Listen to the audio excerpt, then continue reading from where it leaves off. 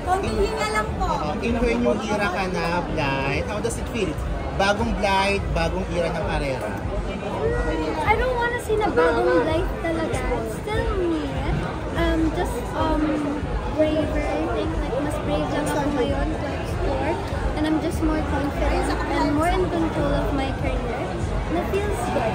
Oo. Kilala ka namin bilang hands-on pagdating sa ideas, creatives. Paano ka hands-on dito sa Thundergirl covers mo? No, actually, yung buong performance ko na yan, actually, idea ko talaga siya. Yung song na yan, na-discover ko when I was 13. And teenager lang ako nun. Tapos lagi ko lang ina-imagine what it really feels to be a woman. Kasi yun yung name ng song, Man, I Feel Like a Woman by Shania Twain. Tapos sabi ko, sana magka-moment ako ng ganyan. And then nung nag-present sila sa akin, may presentation na actually. Nag-present sila ng performance, production, and everything. And sabi ko, feeling ko ito yung bagay. Lalo na sa kung nasan ako ngayon. Like being a woman talaga. Yun, yung damit, the petals, everything. Sa mismong calendar, then marami din akong input about it. Really hands-on. Kitang-kita. Dress ko din, suot ko lahat. Correct. Very creative ka talaga, diba? Pero ano yung favorite, nabanggit mo kanina, ano yung favorite mong concept sa layout? Yung roses. Oo nga, ako rin. Yung rose ko kasi, ayun din. Hindi ko naman siya pagdadamot. I was inspired by the movie called American Beauty.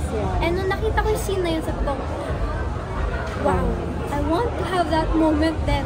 Tapos nung nalatag na yung layout, meron akong pinalitan na layout. Sabi ko, pinush ko, pinaglaban ko talaga, pwede ito. At saka kasi feeling ko, parang hindi siya talaga common. At mas mapapatingin yung mga tao kasi kulang-kulang roses. Tapos mapapaisip ka, ano ba talaga theme ng calendar.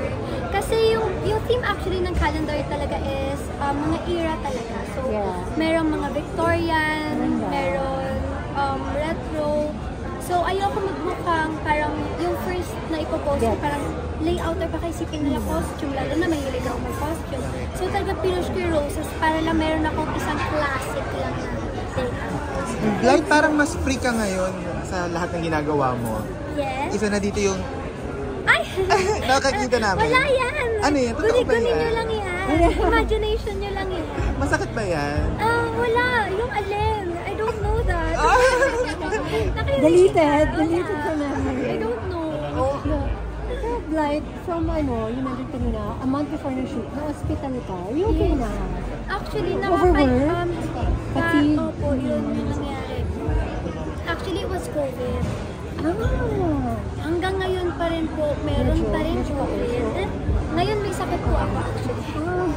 Yun yung, I think July, may sakit talaga ako na kasi nanghina ako. So hindi talaga ako nakapag-prep. So ayun lang, gusto ko sabihin may COVID pa rin. So ingat pa rin tayo. Yeah, Sinong Blythe ang akabangan namin sa 2026? Oh my gosh, actually may isa pa kayong character na dapat abangan sa 2026. Yun na lang ang masasabi ko. Mas matabang siya sa akin. Pero Blythe, paano mo yung wrap up ang 2025? Ang daming blessing, ang daming nangyari sa career mo this year. I think ito na yung pinaka pang-wrap up ko para masimulan ko ang 2026. Nang alam niyo kung ano na i-expect from me. So ayun, nire-wrap up ko lang siya with gratitude. I'm really, really grateful sa lahat ng nangyayari sa akin. Thank you. Thank you, Blythe. Blythe, ano ba? Christmas wish ko, pahinga lang. Thank you, Thank you, Blythe. Just to be with my friends and family. Salamat!